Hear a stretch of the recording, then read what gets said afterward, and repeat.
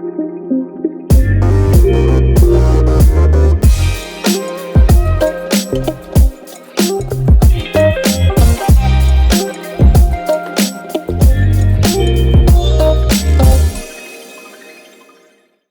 nombre es John Alejandro Naranjo y estoy encargado de la sesión de geriatría y para el día de hoy tenemos el manejo integral de la obesidad en el anciano.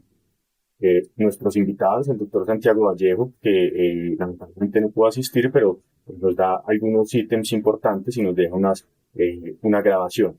El doctor Darío Laportilla, que iba a intentar acompañarnos, no sé si de pronto estará en línea, el doctor Carlos Arturo Hoyos, que es internista y geriatra, la doctora Clara González, nutrióloga, el doctor Alex Montoya, deportólogo, la doctora Mariana Aranda, que no nos confirmó la asistencia, sin embargo, pues de pronto se puede conectar, esperemos en un momento cuando lleguemos en el transcurso de la conferencia, y la doctora Erika Jaramillos, cirujana laparoscópica avanzada y válida. La idea entonces, para empezar, tenemos como un caso de ejemplo, un paciente de 70 años, quien ingresa para consulta en la consulta de obesidad. Siempre tener en cuenta que la enfermedad actual del paciente en consulta de obesidad debemos iniciar teniendo en cuenta la fecha o el tiempo en el que ganó más peso o comenzó este ascenso y tenía un peso normal y comienza el ascenso de la ganancia. Tenemos entonces a los 48 años un detonante al dejar de fumar y a los 52 años la separación del matrimonio, llegando a un peso máximo en el 2022 de 134 kilogramos.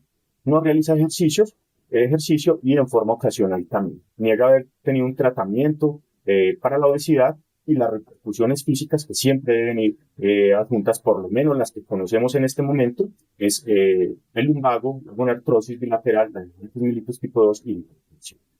Los antecedentes pues, patológicos, los epifenómenos asociados a la obesidad, en el manejo farmacológico para sus patologías de base, con los sartán, hidroclorotiazida, el hidropurinol no está muy claro porque en los estudios que previamente mandé en la historia clínica no había un claro aumento del ácido úrico. Sin embargo, este es el manejo que utiliza también. Metformina para su diabetes, tamsulosina y acetaminofén. Tabaquismo desde los 20 hasta los 42 años, un paquete día, y alcohol generalmente cada fin de semana hasta la vejez, hasta más o menos 16 años. Entre los antecedentes familiares, una hermana con enfermedad tiroidea que no especifica exactamente, y antecedentes sociales, tiene una adecuada red de apoyo. Es importante en los pacientes que tienen obesidad hablar de la actividad física. Realmente no les gustan las actividades de contacto, el deporte de contacto. Siempre ha preferido caminar, nadar, al ejercicio al aire libre. Dentro de la revisión por sistemas, una broncopatía con un Stock Band de 7 puntos, que es un tamizaje para SAOS. También refiere un embotamiento más o menos a un año, de 2 episodios por semana, 2 a 5 minutos de duración y generalmente es al incorporarse. Siempre es importante negar revisión por sistemas, hacer una negación o preguntar sobre el dolor torácico, las negras palpitaciones, que nos va a ayudar a ajustar el manejo en este paciente del ejercicio. Muy bien. Escalas de valoración geriátrica, un bajo riesgo, no niega miedo a caer, la autoeficacia es baja, pero el espacio de vida está conservado, 4 puntos, parte del de 100, todas sus actividades básicas y instrumentales están adecuadas, la fuerza de agarre muy limítrofe en la mano derecha, 5 puntos. SPPB, la batería corta de esfuerzo físico, que nos da 7 puntos, teniendo en cuenta que falla en el tándem y en el levantamiento de la silla y la marcha la completa. Una escala de Tinetti que nos da un riesgo de caídas, el puntaje total es de 28 y entre más bajo sea el puntaje, pues más de caídas, en este caso 23 puntos. A nivel del tamizaje cognitivo, no tiene depresión, no tiene deterioro cognitivo, y las escalas del Frey para fragilidad, 4 puntos positivos y 6 puntos positivos para fragilidad. La valoración nutricional, vemos que tiene un índice de masa corporal de 38.9.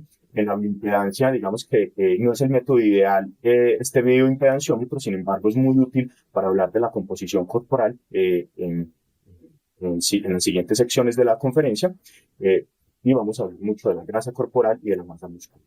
el mini nutritional en riesgo de malnutrición, tanto en el cribaje, la anamnesis alimentaria, ahorita la vamos a tomar de pronto con más detalle y viendo los grupos, dentro del examen físico, una hipotensión ortostática de relevancia en el decúbito 150-80 y, perdón, sí, y de pie 110-70.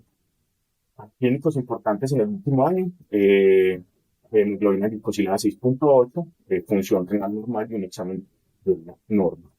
Bueno, para empezar, digamos, el conversatorio sobre el manejo integral de la obesidad, pues tenemos una pequeña grabación del doctor Santiago Vallejo sobre sobre el enfoque inicial del paciente con obesidad.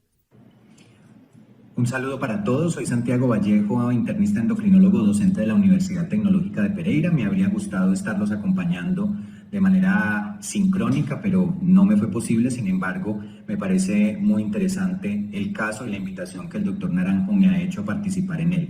La primera pregunta que me plantea es cuál debe ser el orden de la evaluación de un paciente que vive con obesidad. Y pues por supuesto, lo primero es definir el diagnóstico de obesidad. Recuerden ustedes que el índice de masa corporal es una herramienta de tamización poblacional y que tiene grandes limitaciones en términos de la composición corporal y mucho más cuando nos referimos a un adulto mayor. Es por eso que, claro, seguramente en la consulta obtendremos este dato de índice de masa corporal y las guías siguen hablando mucho de este criterio para la toma de decisiones, pero definitivamente la composición corporal es fundamental, dado que con ella vemos la adiposidad y en últimas la obesidad se define como una adiposidad incrementada. En el adulto mayor, por supuesto que esto cobra más relevancia dada la frecuencia de obesidad sarcopénica. Es muy importante que mediante la composición podamos evaluar los diferentes compartimientos, graso, grasa magra, además masa muscular y otros tipos de... El segundo componente en la evaluación consiste en la evaluación del impacto que la obesidad tiene sobre el individuo y para esto las comorbilidades cobran una importancia muy grande. De hecho, la escala de Edmonton que nos proponen guías como la canadiense se refieren al grado de comorbilidad acompañando a la obesidad, tanto en pacientes que no tienen comorbilidades establecidas como los que las tienen en fases preclínicas, clínicas ya establecidas o con secuelas. Es por eso que la exploración del impacto musculoesquelético, del riesgo cardiometabólico, incluyendo diabetes, dislipidemia, hipertensión arterial, por supuesto la tamización para apnea obstructiva del sueño, que es una complicación muy frecuente, el impacto musculoesquelético en gonartrosis, en discopatías lumbares, etcétera, la presencia de hígado graso y de enfermedad hepática de origen metabólico son fundamentales. Pero además condiciones pulmonares restrictivas, condiciones cardiovasculares, todas estas tienen que identificarse y caracterizarse porque no está completa la evaluación de la obesidad si no se complementa con la carga de morbilidad que ésta tiene. Pero la carga de la obesidad y de comorbilidades que llevan a la obesidad, pues tenemos la escala de Edmonton, que nos puntúa de 1 a 3, de 0 a 3, teniendo en cuenta si tiene factores preclínicos o si no tiene factores de impacto asociados a la obesidad, o en el grado 3 y 4, donde realmente hay un daño de órgano terminal establecido y las discapacidades ya severas en el estadio 4 con limitación funcional. Dado que los tres pilares fundamentales del tratamiento del exceso de peso son nutrición, actividad física y salud mental, la evaluación integral de la salud mental también es fundamental. Los determinantes sociales de la salud deben ser abordados, la red de apoyo debe ser tenida en cuenta y por supuesto que se debe hacer tamización para trastornos de ansiedad y de depresión. Y cuando nos referimos específicamente al caso de los adultos mayores, es fundamental, como nos lo presenta en su historia clínica el doctor Naranjo, la evaluación geriátrica integral, porque por supuesto elementos como sarcopenia, fragilidad, entre otros riesgos de caídas, será fundamental para la toma de las decisiones. Ahí quiero también aprovechar para decir que la evaluación de la salud ósea es fundamental porque algunas intervenciones, sobre todo las quirúrgicas, van en contra de la salud del hueso y por lo tanto debemos tener una densitometría ósea. De todas formas, en un paciente hombre desde los 70 años en adelante, independiente de la comorbilidad, la densitometría ósea es fundamental. Si de pronto está el doctor de la Portilla y nos quiere, está el doctor de la Portilla y nos quiere colaborar con este punto, cuando considerar estudios de causas secundarias, que es algo muy frecuente que se tienen dudas frente al manejo de la obesidad.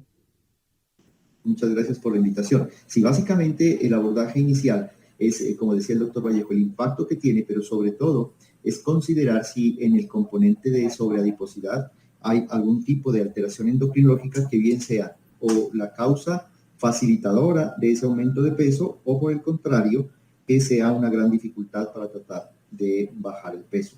Pero quizás uno de los hallazgos que le permite a uno de pronto sospechar que estamos ante un caso de adiposidad secundaria, o por lo menos facilitada en ese sentido, es la historia clínica. La historia clínica es muy, muy importante. No es lo mismo, por ejemplo, un paciente que venga con aumento progresivo de peso en el transcurso de los años, de 10 a 15 o 20 años, de forma progresiva, a un paciente que de pronto tenía un peso relativamente normal, por decirlo así, y súbitamente empieza a aumentar de peso en el contexto, por ejemplo, de que no está usando medicamentos que se asocien con el aumento de peso, como los glucocorticoides, o si es que está utilizando algunos medicamentos como psicofármacos, que también se han asociado con aumento progresivo de peso. Y sí también hay otro tipo de manifestaciones, generalmente fenotípicas, aunque recordar que los ancianos, muchas de las manifestaciones típicas, por ejemplo, de un síndrome de Cushing pueden estar ausentes por su misma movilidad, se confunde con tejido adiposo pues, propio de la edad, por la fragilidad que tenga en la piel, por ejemplo. Entonces tiene que tenerse un alto índice de sospecha. Pero yo diría como parte integral, por lo menos se tiene que hacer la carga de movilidad que tiene, la obesidad y algunos paraquímicos generales para descartar las causas que más comúnmente desde el punto de vista endocrinológico pueden responder a aumento del peso. Esto es, por ejemplo, un hipotiroidismo no controlado, una enfermedad de Cushing. En algunos pacientes, exceso de hormonas de crecimiento podría también tener algún tipo de implicaciones en ese sentido. Entonces, recordar que eso es lo más importante, contextualizar la evolución de la enfermedad en el paciente. Sobre el caso en específico, Doc, el doctor de la Portilla, por ejemplo, que está en sincrónico con nosotros, ¿qué manejos le ajustaría o qué ajustes le haría en el tratamiento al caso clínico? Dado que llevamos casi desde el 2016 un paciente que viene en múltiples controles tratando los epifenómenos, hipertensión, diabetes, pero no se ha hecho ningún tratamiento de la obesidad. Perfecto. Es muy importante saber que los pilares fundamentales del tratamiento de la obesidad también aplican para la persona adulta mayor. Obviamente ya difieren en el grado de implementación y en la seguridad. El primero de ellos es básicamente una educación nutricional, yo le pondría consciente, porque se tiene que concientizar de por qué se tiene que hacer algunos ajustes a su tratamiento, en donde la composición de los mismos debe ser más ligada a las necesidades y requerimientos que tenga el paciente, quitando algunos alimentos con alta densidad calórica en ese sentido. Recordemos que la persona anciana tiene alteraciones en la parte gustativa y quizás por eso ellos son muy propensos a utilizar el tipo de azúcares refinados que les permiten sentir más la sensación, pero obviamente so pena de una carga calórica importante. Entonces, lo más importante es ver, conciliar con el paciente y con su familia la necesidad de cambiar la composición. Uno. Dos, el manejo de porciones y quizás en algunos casos la frecuencia con la que se tiene que consumir y el momento en ese sentido de consumir o hasta qué momento en la tarde, noche se puede llegar a consumir. Estos pacienticos a veces tienen trastornos del sueño y en ellos muchas veces la comida es quizás la que más tiene carga calórica importante y desde el punto de vista metabólico de las tres comidas principales la que más impacto tiene es la cena, entonces tiene que impactar eso. Uno. Dos, la parte cognitiva, porque a veces hay trastornos tanto de ansiedad como emocionales que quizás están impactando también en este proceso de ansiedad, de ingesta a veces inadvertida pues para los acompañantes de comidas y sobre todo porque cambiar hábitos a esa edad quizás no es tan fácil y requiere pues un acompañamiento muy importante. Y el tercero, pilar fundamental es la actividad física, que en este sentido tiene que ser ojalá dirigida por personal en experiencia, que se focalice sobre todo en el fortalecimiento muscular, la estabilidad para evitar cualquier tipo de alteraciones en ese sentido. Ya desde el punto de vista farmacológico, tenemos disponibles pues, en nuestro medio dos fármacos básicamente muy limitados desde ese punto, que es el Orlistat, inhibidor de la lipasa pancreática, que nos hace que la absorción de las grasas esté disminuida, y agonista del receptor de GLP-1. En ancianos, la evidencia de este tipo de medicamentos, sobre todo de los agonistas del receptor de GLP-1, es escasa. Sin embargo, se puede utilizar, pero bajo una supervisión importante, porque en ellos, sobre todo, la meta inicial es por lo menos que no sigan aumentando de peso mientras se hace una composición corporal, y se trata de hacer una restricción calórica, pero complementada con un acondicionamiento físico. Recordemos que estos pacientes tienen también sarcopenia, entonces no es solamente peso en ellos, sino también ver la proporción de la composición corporal en ese sentido. Entonces yo diría que en él se podría complementar, si no se ha utilizado estrategias farmacológicas, se puede utilizar el Orlistat. Lo hemos utilizado con pacientes en el contexto similar al caso, con muy buenas respuestas, llegando a perder 5 o 7% del peso, pero un poquito acompañado de todo este tipo de abordaje interdisciplinario. Bueno, importante, también el doctor Carlos Arturo Hoyos nos está acompañando. Bienvenido, doctor. Es muy importante tener en cuenta también que el geriatra tiene un papel fundamental e integrador de todas las dinámicas y de todo el tratamiento de la obesidad en el anciano. Y la primera pregunta para el doctor es: ¿qué métodos específicos existen para la valoración de la obesidad en el anciano? Ya nos hablaban de la composición corporal. ¿Qué de pronto métodos tenemos para valorar mejor esta composición? Muchas gracias, doctor Naranjo, por la invitación. Buenos días para todos. Para reforzar, desde el punto de vista clínico, hay tres aspectos muy importantes. Uno es el índice de masa corporal, que bien el doctor Vallejo nos mencionó, que el cual es controvertido. Sabemos que es un marcador de corpulencia, más no de adiposidad, y no nos valora esa distribución regional de la grasa. Sabemos que con el paso de los años, con el envejecimiento, empezamos a perder talla debido a osteoporosis, por colapsos vertebrales, y hace que esa relación entre el peso y la talla no sea lo más apropiado. Eso es un aspecto muy importante. Otro aspecto que también lo mencionaban, es la distribución de la grasa corporal, la composición corporal. Sabemos que con el envejecimiento empieza a cambiar esa composición corporal, y son múltiples los factores relacionados con ese cambio de la composición corporal. Sabemos que hasta la séptima década de la vida empieza a haber unos cambios relacionados con esa distribución de la grasa. Y también otro aspecto que es muy importante es la hidratación del paciente, que va disminuyendo, y la composición del... Recordemos que ganamos músculo más o menos hasta los 40 años. Después de los 40 años hasta los 80 años podemos perder hasta un 40% de masa muscular en el paciente. Entonces eso es un aspecto muy importante. Y el tercer aspecto desde el punto de vista clínico es la distribución adiposa. Sabemos que la obesidad de tipo central o la obesidad de distribución visceral es la que metabólicamente tiene mayores factores de riesgo desde el punto de vista cardiovascular, pero no olvidemos que también podemos tener una distribución ginecoide, que es la más característica de las mujeres, especialmente esa distribución de la grasa a nivel de las caderas y de los glúteos, que también es muy importante evaluar. Para ello, realmente hay unos métodos que pueden ser cualitativos, hay otros métodos que pueden ser cuantitativos. Realmente en la literatura hay una discrepancia.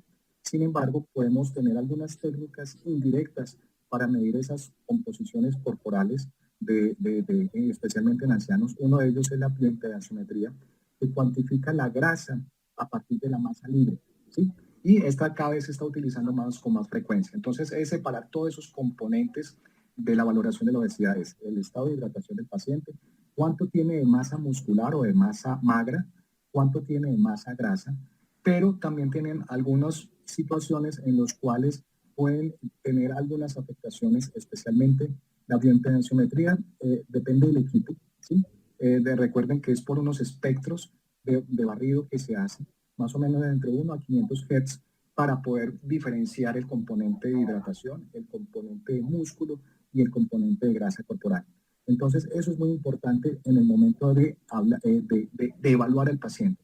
Y también es importante tener algunas indicaciones antes de realizar la bioimpedanciometría. Uno es, por ejemplo, no haber ingerido café, no haber tenido una actividad física el día anterior, no haber ingerido bebidas alcohólicas, porque pueden aumentar más la deshidratación 24 horas antes, y evitar, por ejemplo, el uso de cremas antes de la bioimpedanciometría. Entonces, es un método que puede ser efectivo, económico, de fácil acceso, en nuestro medio, que es muy importante, como bien lo mencionábamos, más allá del índice de masa corporal, a pesar de que en la literatura todos los estudios son con índices de masa corporal, es muy importante evaluar la composición corporal. Otro método indirecto es la densitometría. La densitometría es una técnica sencilla, de escasa radiación, relativamente rápida, pero que tiene unas alteraciones. Por ejemplo, en nuestro medio realmente no contamos con muchos densitómetros. Bien, Darío me puede corregir. Desafortunadamente, cuando pedimos una densitometría para evaluar composición corporal, muchas de las personas que leen densitometrías no tienen, digamos, el entrenamiento para evaluar otros componentes corporales como es la grasa. Y eso hace que desafortunadamente no sea bien interpretada la densitometría para lo que estamos buscando, que es composición corporal. Y un aspecto que puede favorecernos la densitometría, a diferencia de la bioimpedanciometría, es que no asume los cambios de la hidratación, que eso es un aspecto muy importante. Entonces diríamos que tenemos esos dos aspectos desde el punto de vista indirecto, la bioimpedanciometría eléctrica y la densitometría, con ventajas y desventajas en nuestro medio, porque no es muy operador dependiente, y eso hace que realmente lo que estamos buscando finalmente sea algo más que objetivo, sea una lectura muy subjetiva. Bien lo mencionaban los colegas, es muy importante en el anciano a evaluar de obesidad sarcopénica. ¿Sí? La obesidad y la sarcopenia van de la mano. Inclusive, cada vez se está hablando más de un término que se llama obesidad osteosarcopénica, porque todo va concatenado, da tanto la salud ósea como la salud muscular y como la adiposidad, hace que todo se maneje en conjunto. Sí, sí. Siguiente punto es desde el punto de vista de la geriatría, ¿cuáles son esos aspectos relevantes que debemos tener en cuenta a la hora de evaluar el paciente anciano con obesidad? Es muy importante identificar la prevalencia de la obesidad en combinación con sarcopenia. Eso es fundamental. Entonces, no tenemos que evaluar por un lado la obesidad y por otro lado la sarcopenia. Cada vez hay más revisiones y consensos. Hay un consenso que es el consenso del Grupo de Trabajo Europeo, con su última publicación en el 2018, la cual nos da unos parámetros para definir el paciente con obesidad sarcopénica, y es muy importante, no solamente el componente de masa, de aumento de la masa grasa, sino esa disminución de la masa magra del adulto mayor con obesidad sarcopénica. Eso es fundamental y cada vez se convierte en un reto clínico. Entonces tenemos todos que aprender cómo evaluar a esos pacientes con obesidad sarcopénica. Una de las herramientas cualitativas, como bien tú lo mencionabas, es el SARC-F. El SARC-F es una herramienta que nos permite hacer un tamizaje de ese paciente en riesgo de obesidad sarcopénica mayor de 4 puntos. Ese paciente probablemente puede entrar ya en un perfil de un obeso sarcopénico. Siempre identificar el perfil de fragilidad del anciano.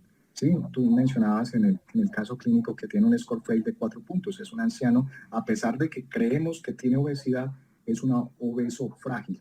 Y eso es muy importante. Y todas las escalas, las medidas basadas en la ejecución nos demostraron que es un anciano que tiene ya un deterioro funcional y tiene mayor riesgo de discapacidad. Existen diferentes estudios que han mostrado que la obesidad sarcopénica aumenta el riesgo de fragilidad.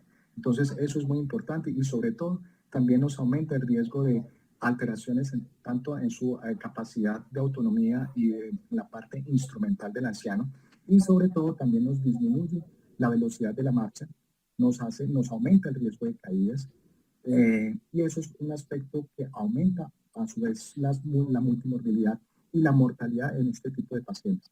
Entonces, tiene mayor riesgo de caídas, se asocia con mayor deterioro en la calidad de vida, y es fundamental siempre medir la fuerza de presión, hacer una dinamometría en estos pacientes, evaluar la velocidad de la marcha. Se ha visto que pacientes con velocidad de marcha menor a 0.8 metros por segundo han demostrado mayor riesgo de discapacidad y mayor riesgo de caídas y mayor riesgo de mortalidad. Entonces, eso es un aspecto muy importante.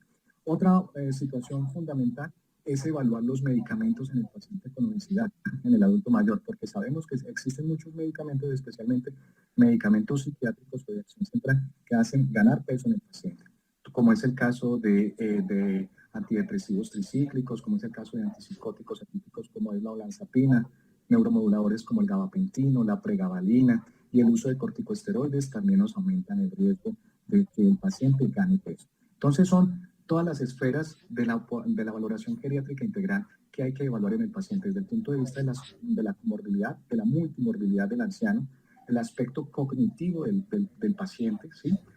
Sabemos que la obesidad aumenta el riesgo de deterioro cognitivo, mayor riesgo de demencia tipo Alzheimer, mayor riesgo de enfermedad de Parkinson, demencia vascular.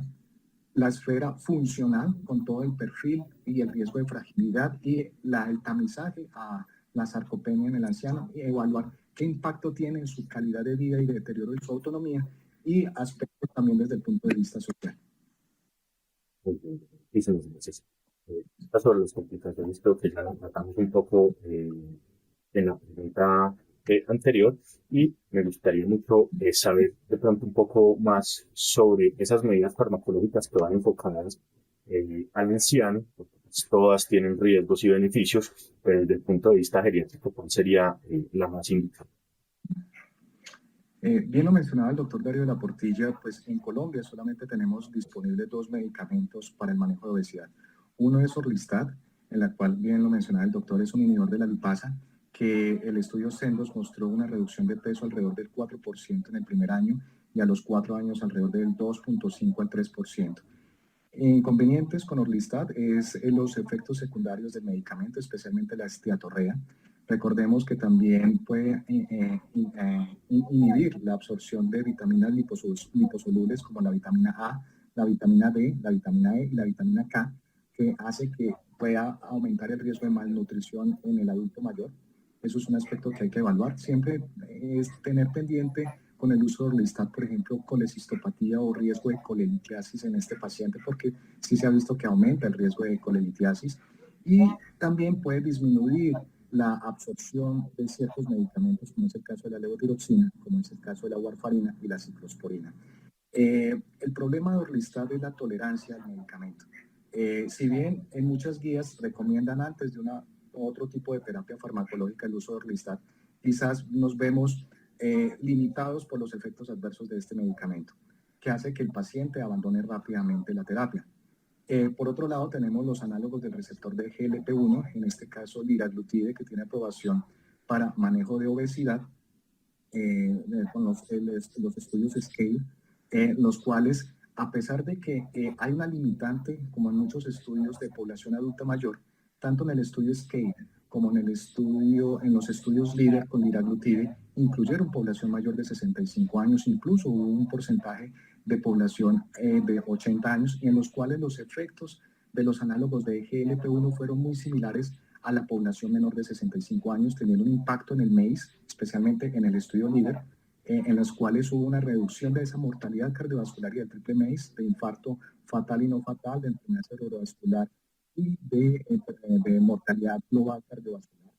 Entonces, lo que hay que hacer es seleccionar muy bien el paciente. Sabemos que con la pérdida de peso, la reducción de peso, también podemos perder masa muscular. Y es un aspecto que tenemos que evaluar antes de tomar decisiones terapéuticas y más desde el punto de vista farmacológico, porque podemos empezar a aumentar la declinación funcional en el anciano con obesidad. Entonces es fundamental hacer toda una valoración geriátrica integral para tomar la decisión y también evaluar las comorbilidades del anciano. Si es un anciano de alto riesgo cardiovascular, independientemente del valor de hemoglobina glicada, probablemente este paciente se puede beneficiar de un análogo de GLP-1. En el caso del paciente, del caso clínico, pues tenemos un paciente con diabetes mellitus tipo 2 ya diagnosticada, en manejo solamente con metformina, con una hemoglobina glicada de 6.6, pero este paciente tiene una situación adicional que es obesidad.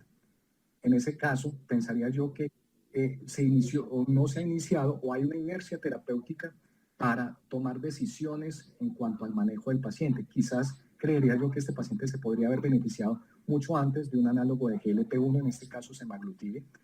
Sabemos los beneficios desde el punto de vista cardiovascular con los resultados de los estudios SUSTAIN, en los cuales este paciente podría tener un impacto entre el 5 al 10% de reducción de peso corporal, llevando a esa meta del paciente.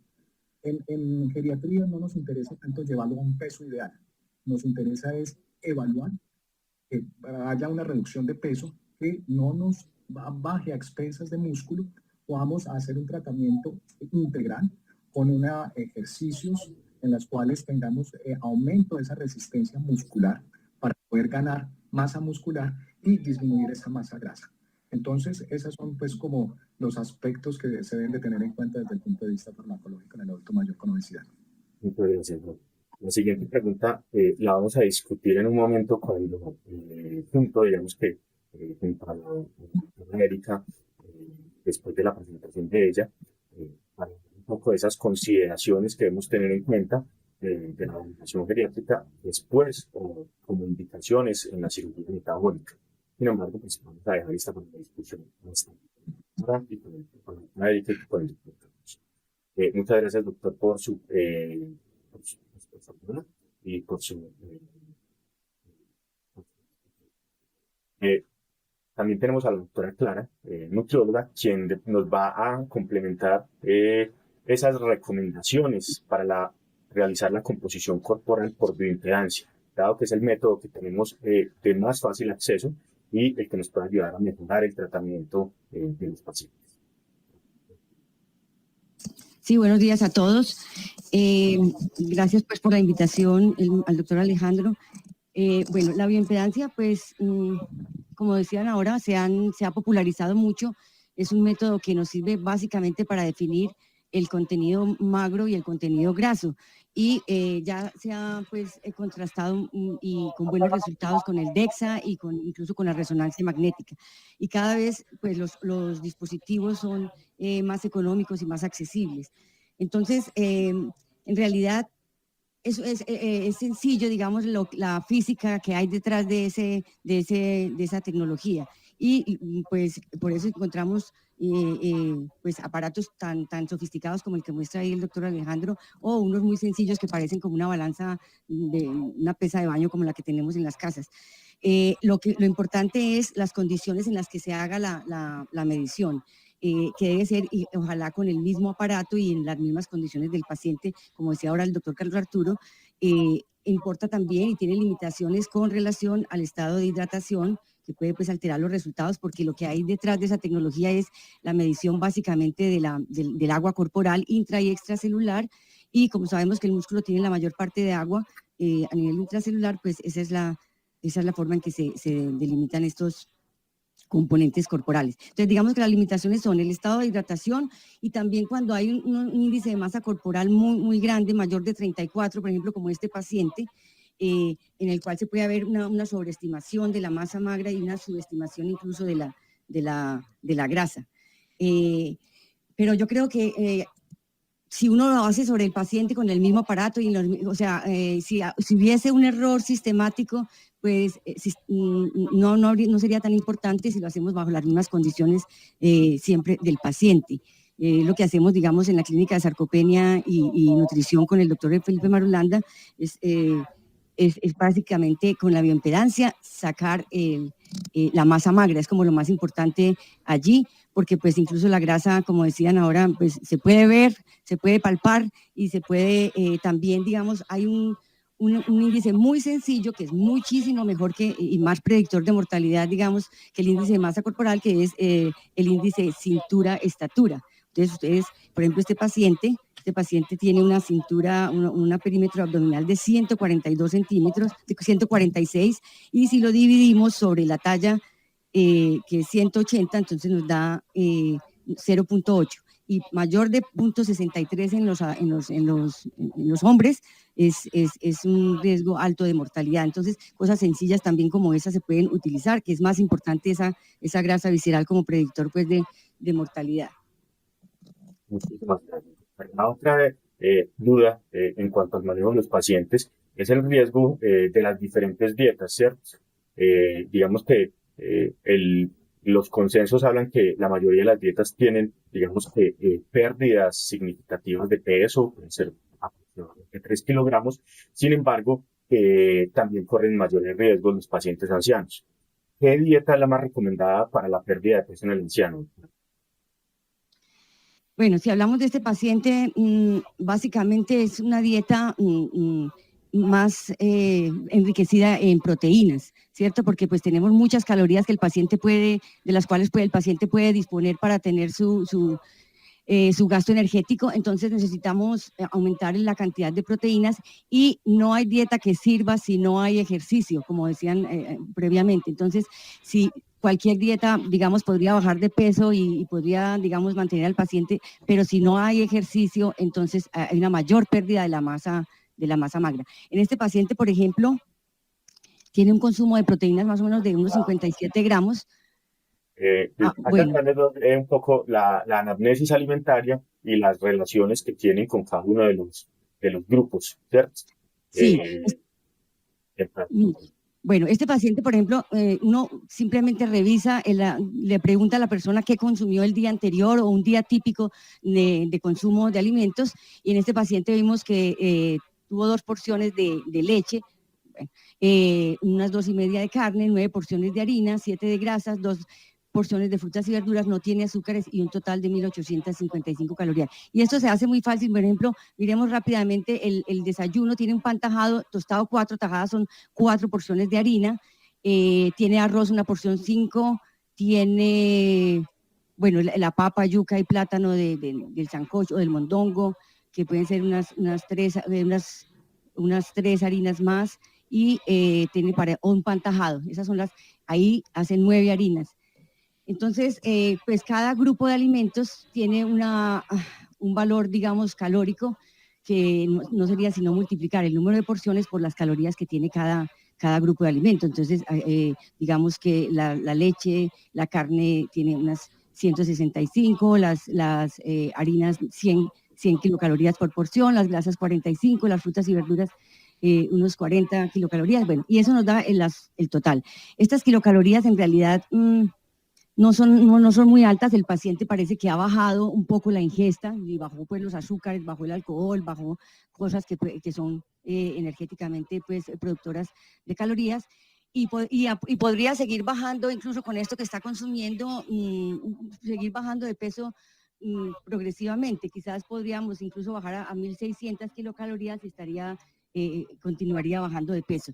Lo que pasa es que la distribución pues no está muy adecuada, porque entonces le falta un poco de frutas y verduras, y también una parte, podríamos cambiar algunas harinas por más proteína. Digamos bueno, exactamente. Entonces, la leche es muy fácil, pues, si uno hace un ejercicio y lo implementa pues en la consulta diaria. La leche tiene 6 gramos, un vaso de leche 6 gramos, una rebanadita de jamón, una salchicha, una rebanada de queso, son 6 gramos de proteínas. La carne tiene 18 a 20 gramos de proteínas, dependiendo pues de la cantidad de grasa que tenga, pero yo le pongo siempre un promedio de 18 y se consumió 2 porciones, entonces serían 36 gramos. Las harinas, es importante tener en cuenta que las harinas cada harina tiene 2 gramos de proteína, entonces multiplicaríamos por eso. Bueno, en total este paciente nos da aproximadamente 0,44 gramos por kilo de proteína, que es muy bajo, no cumple ni siquiera con el mínimo, que sería 0,6 gramos por kilogramo de peso. Sin embargo, pues tiene 57 gramos, y lo que se podría hacer es ajustarlo por lo menos a 0,8 inicialmente, y si va bajando de peso, pues eso va subiendo pues por kilo de peso la proteína. Podríamos llegar entonces a 1,2, que es como lo recomendado para la obesidad sarcopénica y para la sarcopenia como tal. Sigamos con Muchísimas gracias, Doc. Muchísimas gracias por su intervención.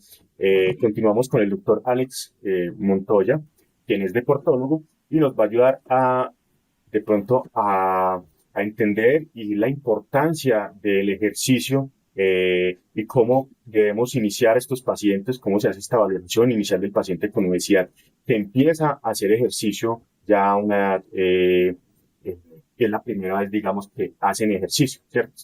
Ya a una edad tardía. Entonces, vamos a dar la palabra al doctor. Como ejemplo, tenemos al corredor Roy Engler, de 97 años, que empezó a los 60 años. Buenos días, muy buenos días para todos. Bueno, perfecto. Aquí es muy importante que tenemos muchas cosas en cuenta, y sobre todo con este paciente.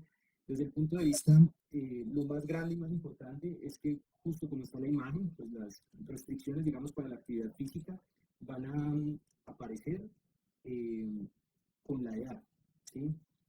Pero no son específicas de la misma. Es decir, lo que nos puede generar algún tipo de restricción para la misma actividad van a ser las patologías de base y la condición del paciente, más no la edad. Se pueden correlacionar, pero no pero no dependen de ella, ¿cierto? En la consulta llegan muchos pacientes que dicen, doctora, a mi edad, ¿qué ejercicio puedo hacer? Y pues bueno, no existe algo que dependiendo de la edad pues tengamos o no tengamos que hacer, ya pues como correlacionándolo con la imagen.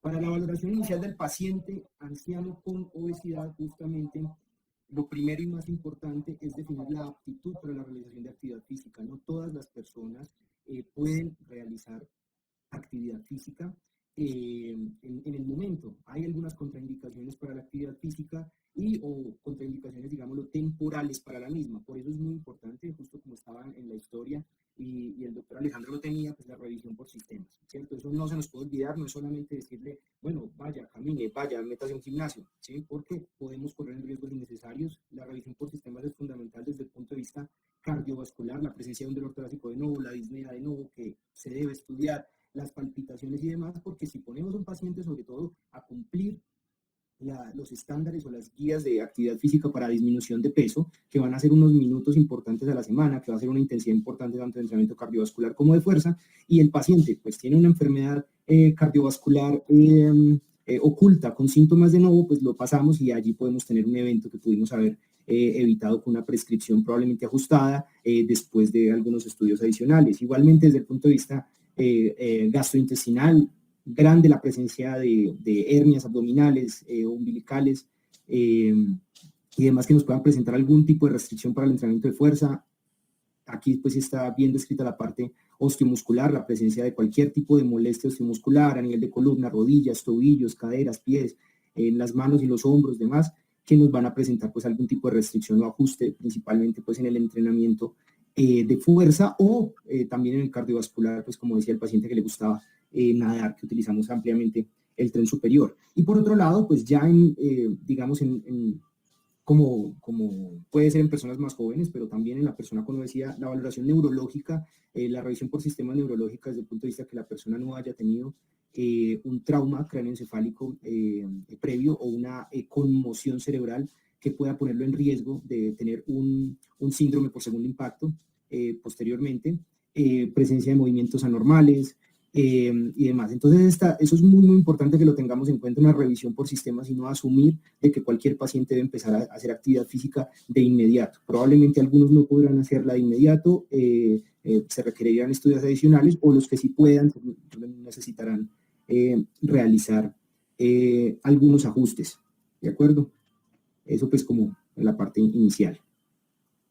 Los pasos para la prescripción del ejercicio en el paciente anciano con obesidad. Entonces, lo más importante desde el punto de vista inicial es lo que les decía, la definición de aptitud para realizar actividad física, para que podamos hacer ejercicio físico con seguridad. Y dentro de esa misma valoración o anamnesis tenemos que ir hacia los gustos del paciente. Nosotros necesitamos que el paciente tenga una adecuada adherencia al manejo, así como se mencionaba antes, por ejemplo, con el Orlistat, que pues, lo que necesitamos era que se tuviera adherencia y que no se presentaran efectos adversos, pues así mismo ocurre con el ejercicio. Nosotros necesitamos que el paciente tenga una adecuada adherencia, por eso necesitamos saber qué le gusta, qué le disgusta, ¿sí? Qué barreras sociodemográficas puede tener. ¿Sí? Ya sabemos que al paciente no le gusta nada que tenga que ver con los deportes de contacto y si le gusta la natación, entonces por ahí podemos empezar, porque si nosotros justamente decimos y buscamos, bueno, no, el ejercicio que probablemente puede gastar más calorías en esta persona, pues puede ser correr, ¿cierto? Pueden ser ejercicios de impacto y así buscamos disminución de peso y demás y podemos afectar la parte osteomuscular y pues vamos en contra de los gustos del paciente, el paciente no va a seguir la prescripción de la actividad y pues no logramos esos beneficios, ¿cierto?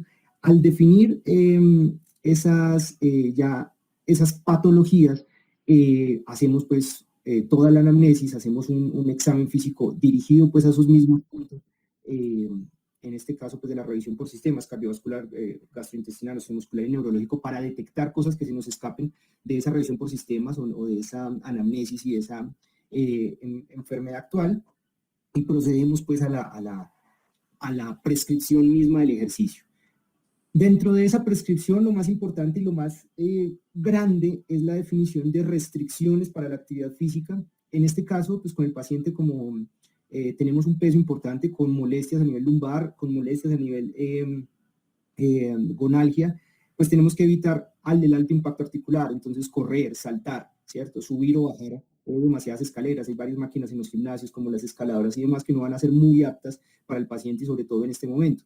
Lo más importante y el mero hecho de que exista algún tipo de molestia, incluso sin la necesidad de una patología osteomuscular establecida, pues es mejor generar ese tipo de restricciones porque lo que vamos a generar es que haya un aumento de este tipo de síntomas, lo cual va a hacer de que el paciente disminuya la práctica de la actividad física. Lo que va a hacer es, bueno, cuando hago ejercicio me duele más la rodilla, cuando hago ejercicio me duele más la espalda, y lo que va a hacer es que el paciente va a dejar de hacer esa misma actividad.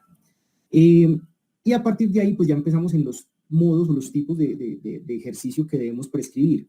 Por lo general, para la disminución de peso, pues tenemos como, o las guías resaltan de forma muy importante la prescripción del ejercicio cardiovascular o de resistencia cardiovascular, o sea, un ejercicio a una intensidad moderada que se realiza por un tiempo prolongado. Pero, pues en este caso, y bueno, y en muchos casos, en las personas de edad y sobre todo en las personas obesas, la prescripción más importante, como se ha venido hablando durante toda la charla, es la parte de la prescripción del entrenamiento de fuerza. El entrenamiento de fuerza en muchos sentidos casi que ocupa el primer lugar en importancia, debido a que en este caso, por ejemplo, tenemos una sarcopenia que va a limitar la posibilidad de realizar un entrenamiento cardiovascular de forma prolongada, ¿sí? Por esa misma disminución de la masa muscular que nos impide hacer este tipo de movimientos repetitivos. Entonces necesitamos hacer entrenamiento de fuerza. El entrenamiento de fuerza, ¿en qué consiste? Vencer una resistencia. Esa resistencia pueden ser pesos libres, pueden ser máquinas, pueden ser bandas. Por eso allí es muy importante que, aparte de la prescripción del ejercicio que realicemos, pues se dirija al paciente, a un profesional idóneo que lo pueda guiar durante ese entrenamiento. Porque todo el entrenamiento principalmente de fuerza requiere una técnica adecuada para evitar lesión, ¿sí? Entonces lo necesitamos desde ese punto. Mínimo, como mínimo, se puede realizar diariamente con diferentes consideraciones, pero como mínimo debería ser 2 a 3 días a la semana, a una intensidad ya en términos de una repetición máxima del 60 al 70%, pero en términos sencillos que el paciente aproximadamente, hay muchos enfoques, pero aproximadamente pueda hacer que haga 10 repeticiones de unas 14 a 15 repeticiones posibles, es decir, termina sus 10 repeticiones del ejercicio X y pudo haber hecho unas 4 más o menos nos encontraríamos en ese punto, que obviamente esa intensidad puede ir aumentando en el tiempo basado en la evolución, ¿sí? en la progresión misma del paciente, porque la idea pues es que vayamos mejorando esa fuerza de agarre pues que vimos que está baja, y obviamente pues uno de los mayores predictores allí de caídas y demás pues va a ser la fuerza en miembros inferiores, que pues allí vamos a tener que encontramos allí el test que también estaba allí abajo. Entonces la prescripción desde el punto de vista de la fuerza, desde mi punto de vista, va a ser lo más importante que tenemos que tener en cuenta, porque muchas veces no nos van a cumplir la parte cardiovascular por ese déficit de fuerza tan importante. Por otro lado, tenemos la parte del entrenamiento pues, cardiovascular. El entrenamiento cardiovascular, la idea es que sea la mayoría de días de la semana, ojalá más de 5 días a la semana. Inicialmente, pues hay que ajustarnos a las necesidades, a las barreras que puede tener el paciente. Si el paciente por X o Y motivo no tiene el tiempo suficiente para poder estar los 5 días a la semana, pues entonces tenemos que ajustarnos al mismo paciente para que sea una prescripción real, ¿sí? No ideal, ¿cierto? Porque pues ahí corremos el riesgo pues, del abandono de la misma prescripción. En cuanto a la intensidad, pues las guías nos hablan de que debemos hacer ejercicio entre un 40 y un 60% de la frecuencia cardíaca de reserva, que es pues la diferencia entre la frecuencia cardíaca máxima teórica, que ojalá se pudiera medir, y la frecuencia cardíaca pues, de reposo. Esto tiene múltiples problemas desde el punto de vista fisiológico, porque pues esto asume de que el aumento de la frecuencia cardíaca es lineal y en realidad es logarítmico, lo que quiere decir que cuando nosotros prescribimos de esta manera podemos estar poniendo una intensidad no moderada, sino intensa, o incluso, pues si es un paciente que ya se empieza a condicionar, puede ser una intensidad leve. Entonces, desde el punto de vista más sencillo, podemos utilizar una técnica que se llama el TOC test, que simplemente nos indica la intensidad del esfuerzo dependiendo de la capacidad que tiene el paciente de hablar o cantar. Si el paciente puede cantar mientras hace la actividad física, pues obviamente no. En la natación, pues será una actividad física leve. Si puede hablar, será moderada, y si ya no puede hablar, será una actividad física intensa. El que no puede hablar, pues es un test demasiado sencillo, pero tiene una correlación fisiológica muy importante, porque cuando no podemos hablar es porque aumentamos nuestra frecuencia respiratoria, porque necesitamos eliminar todo ese CO2 producto de la acidosis metabólica que produce el ejercicio. Entonces, inicialmente, pues el paciente no debería realizar actividad física intensa que le impida hablar, debido pues a los riesgos que puede presentar. Entonces debería ser una actividad física en la cual pueda hablar con un poco de dificultad. Esa es una prescripción que pues ya está muy bien validada y que de verdad tiene un contexto fisiológico pues allí importante. La idea es que completáramos, ojalá en un paciente con obesidad, 300 minutos de ejercicio a la semana o más, porque pues los estudios nos muestran que, pues, que se logra una disminución de peso importante con un mayor volumen de entrenamiento que se refiere pues a ese tiempo semanal.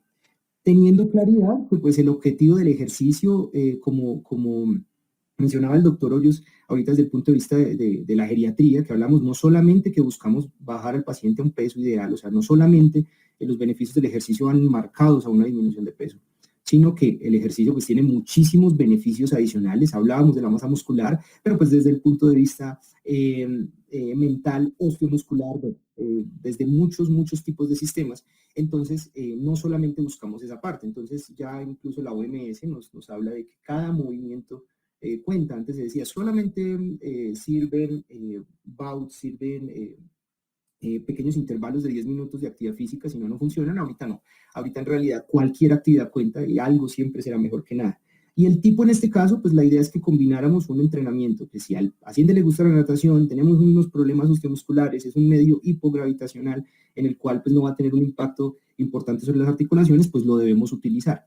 Entonces la natación sería muy importante, pero siempre combinado con entrenamiento de fuerza y con entrenamiento con un impacto moderado, ¿cierto? Que puede ser un baile suave, porque necesitamos también mejorar esa conducción ósea para que aumentemos esa masa muscular y mejoremos pues esa densidad ósea, porque solo con la natación difícilmente lo vamos a mejorar debido pues al poco impacto a nivel óseo y muscular. Por otro lado, ahí no se nos debe olvidar, tiene que estar muy encaminado el entrenamiento de balance, el entrenamiento de propiocepción, el entrenamiento de equilibrio, ¿sí? Porque justamente esa parte nos va a disminuir la probabilidad de caídas y posibles complicaciones en el futuro. El entrenamiento de balance, incluso en los atletas de alto rendimiento, nos va a disminuir muchísimos tipos de lesiones, ¿sí? Desde el tren inferior, desde el tobillo hasta la cabeza prácticamente. Necesitamos ese entrenamiento de balance que muchas actividades no lo pueden mejorar, como el baile que lo mencioné en su momento, pero dirigido por un profesional idóneo sería pues lo ideal. Ojalá 2 a 3 días a la semana pues como mínimo también. Y en este caso, muy relevante, un entrenamiento basado en la mejoría de ese ortostatismo. Ojalá en este caso sí sea un ejercicio supervisado, ojalá por un profesional de la salud, ojalá pues en un centro especializado y ojalá pues supervisado pues por un deportólogo, donde entrenemos esos cambios de posición controlados, este entrenamiento, el tilt training, para aumentar ese reflejo de los varorreceptores, para que disminuyamos esa sensación pues de embotamiento que se está teniendo pues al incorporarse, que claramente disminuye la calidad de vida y que pues aumenta mucho los riesgos, tanto en el ejercicio, porque pues con el paciente, si empezamos a hacer ejercicio, las caídas pueden empezar a aparecer por oportunidad, ¿cierto? Entonces necesitamos mejorar esa parte, enseñarle al paciente las maniobras que tiene que generar de contracción de los miembros inferiores y superiores en el caso de tener como pródromos de un posible síncope por esta hipotensión ortostática, y ejercicios donde elevemos los brazos, ejercicios donde sean por encima de la cabeza, para que podamos enviar mejor ese flujo sanguíneo hacia el tren superior y pues disminuyamos ese tipo de síntomas. Ese entrenamiento pues en este caso mejoraría pues muchísimo al paciente, porque pues mejoraría claramente su calidad de vida y podríamos aumentar progresivamente tanto la intensidad como el volumen del ejercicio, debido pues a que desaparecen ciertos tipos de complicaciones. Entonces el punto básicamente en una consulta pues con medicina del deporte y demás es, además de hablar de todo este tipo de situaciones, es motivar al paciente para que tengamos tanto una disminución de peso como una mejoría de su calidad de vida del corto y en el mediano plazo. Y entonces, justamente para evitar la sarcopenia, necesitamos que no se les olvide el entrenamiento de fuerza. El entrenamiento de fuerza, llámese pesas, llámese bandas, llámese pesos libres, llámese máquinas. El entrenamiento de fuerza allí es fundamental y, en mi opinión, debe ser la primera prescripción. Porque justamente tanto los medicamentos como la misma dieta hipocalórica nos va a llevar a disminuir de peso, y terminamos también disminuyendo algo de masa muscular, que ocurre pues en todas las edades. Y el entrenamiento de fuerza aumenta la tasa metabólica basal y disminuye la posibilidad pues de generar este tipo de pérdidas.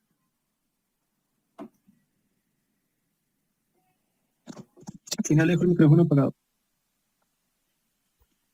Importante siempre tener en cuenta ya lo que hablamos de la cognición y la parte de involucrar a la psiquiatría. Sin embargo, esto será otro, digamos que otro ítem importante, pero en este momento no lo vamos a tocar, dado que la doctora Mariana no pudo acompañarnos.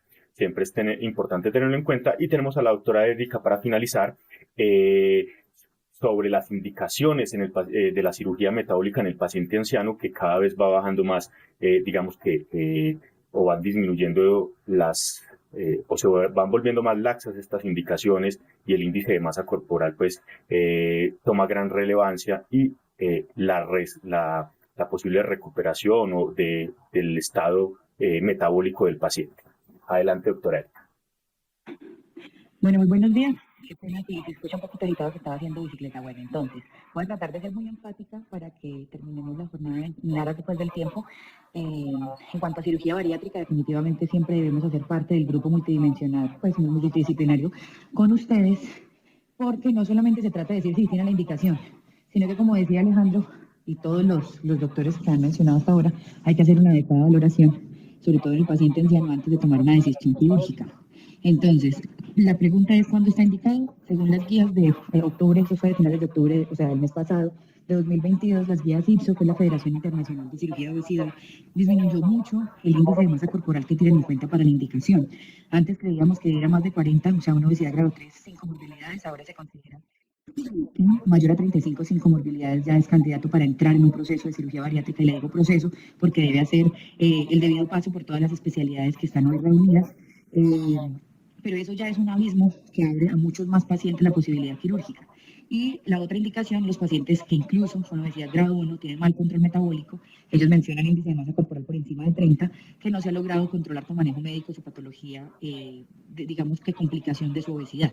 Específicamente, los que más tienen evidencia son diabetes mellitus tipo 2, apnea obstructiva del sueño cuando se considera moderada severa, y dislipidemia pues es el que mejor responde cuando hay complicaciones ya de la misma. Entonces, esto debe quedar hoy, y es que las guías cambiaron desde hace un mes y bajaron mucho el índice de masa corporal, porque hasta hace un mes todos los estudios estaban hechos, como vamos a mostrar ahorita, con índices de masa corporal mayor. ¿En qué se basan ellos? En que hay mejoría de las de la obesidad, o sea, de las comorbilidades, entonces se haga una terapia pues como más agresiva en los pacientes. Esto para los pacientes en general. Y tocan un tópico específico para paciente anciano, mencionando que sin evaluación geriátrica multidimensional nunca se debe tomar una conducta quirúrgica, por todo lo que han mencionado los doctores que expusieron previamente. Lo que más tiene impacto en mortalidad en el anciano cuando se va a pensar en operar es básicamente fragilidad. Entonces, si este paciente ya está determinado como frágil, creo que de entrada no es una primera opción, a pesar de que este paciente ya tiene una obesidad grado 2, ¿sí? Pero pues está en 34.9, o sea, ya está casi en una obesidad grado 2. Y tiene complicaciones que se benefician mucho de la cirugía bariátrica, específicamente de diabetes mellitus e hipertensión. Pero, y por eso les digo pero, en este caso específico creería que de entrada no pensemos en un manejo quirúrgico, porque no se le ha hecho el manejo médico completo. En cuanto a si orlistado, liraglutida o semaglutida, que todavía no tiene pues como permiso de la FDA para obesidad, pero liraglutida sí, o sea, Saxenda, creería que se beneficia más de Saxenda por los efectos secundarios de Orlistat que presentan muchos de los pacientes que han venido pues a mi consulta, más teniendo en cuenta que el paciente anciano le queda más fácil desplazarse hasta el baño y la estatorrea no es infrecuente con Orlistat. En cuanto a la dosis, pues ya ustedes lo manejarían. Y la segunda pregunta, que sería: ¿cuál cirugía sería ideal para un paciente anciano? Cirugías bariátricas están descritas muchos tipos, pero la IFSO en este momento está reconociendo solamente unos tipos de cirugía porque tienen evidencia, porque han demostrado que al menos se pierde el 60% del exceso de peso. Básicamente se comparan siempre en los estudios slip gástrico y bypass gástrico. Este bypass gástrico con 3 variaciones según si es cirugía primaria o revisional, para que cuando ustedes lean sepan más o menos de qué se está hablando. El tradicional es en Y de Rux, el que ha venido más o menos hace unos 7 años para acá, que es el BAGUA o mini bypass, que la palabra mini bypass está mal empleada porque este no es un bypass pequeño, ni es menos comórbido, ni produce menos hipovitaminosis que el bypass tradicional. De hecho, el asa común, que es el asa que va a quedar absortiva para este paciente desde la válvula ileocecal, son más o menos 250 cc. Por tanto, los problemas de malnutrición con los pacientes con mini bypass son mayores y la diarrea es mayor que los pacientes con bypass tradicional. Para que lo tengan en cuenta cuando un paciente le diga, ay, no, yo quiero un mini bypass, o que les mencionen ese término, no, no es mini porque no es que sea pequeño, no. El término adecuado es BAGUA, que es bypass gástrico de una anostomía.